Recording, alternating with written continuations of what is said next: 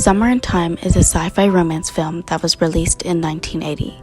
We follow the story of Richard Collier, a famous playwright, as he becomes obsessed with a young turn-of-the-century stage actress whose photograph he discovers is hung on the wall in his alma mater, the Grand Hotel.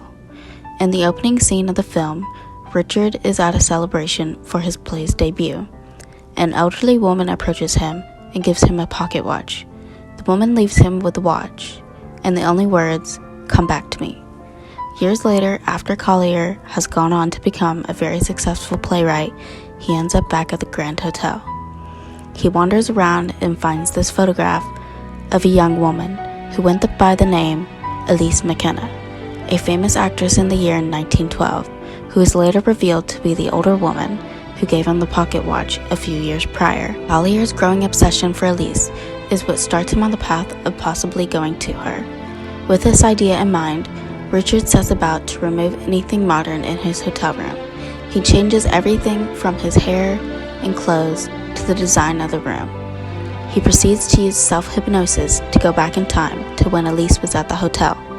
Now, this film is from the 1980s, so the idea of time travel wouldn't be the first thing people would want to see when watching something back then. There are many things throughout this film that serve to represent the romance and sci-fi genre aspects of this movie. One of the things this film calls attention to is the ideological function that love can be so great that it travels on through decades and destroys the purity of time itself. The love that Richard has for Elise would not be deemed as the most ideal, but as the audience, we are shown early on that they knew each other. We get the sense when Elise's first words to Collier are, "Is it you?" While Richard and Elise don't know much about each other, they start to spend all their time together. And Richard's one-sided and almost crazy love obsession for Elise very quickly turns into something truly real. The major conflict with the couple is Elise's manager, William Robinson, who sees McKenna's romance as a problem in her career that will derail it and makes it his mission to stop them with his sneaky and undermining tactics to get rid of Richard. Let's talk about mise en scène throughout the film. Summer in Time is a story about time travel and love. In the scene when Collier discovers Elise's photograph hanging in the hotel, the low lighting and soft music that plays in the background sets the mood that this photo is special. The colors of the scene start to have a red tone to it the more times he looks at it. The cinematography in this film has a way of depicting emotion with camera angles alone.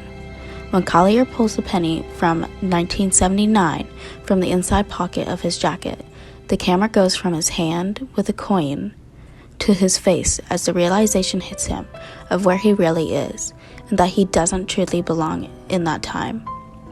The camera begins to move away from Elise, and the screams of "Richard" is what finally reveals that this is how Elise learns that Richard isn't from her time. But it is discernibly too late for her to be able to do anything about it.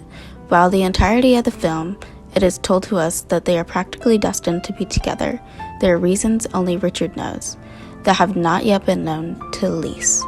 This is also what plays into the ideological function that love defies all odds beyond the unknown.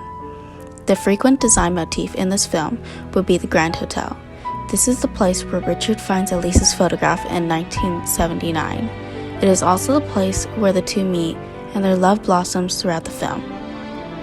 The Grand Hotel is a general symbolism of the beginning and the end of the romance. Although the love they have for each other was forever, as shown in the beginning of the film, when Elise, as a much older woman, gives Richard the pocket watch. This tells us that their love was never lost. The hotel itself serves as essentially the metaphoric and literal beacon for Richard and Elise in all the timelines. It also was the place where he was able to eventually travel backwards and find his love. One of the things I didn't touch on that is one of the most crucial factors to this film's understanding is how much the music played a huge part in bringing the story to life. The music composed by John Barry played a part in how each scene was portrayed. The slow and almost angelic feel of the music helped to depict the mood and emotions that were in the story. Summer in Time is a film that represents and portrays the sci-fi romance genre in many forms. From the cinematography choices made by the director, mise en scène, and the design motifs, The genre was represented widely throughout the entire film.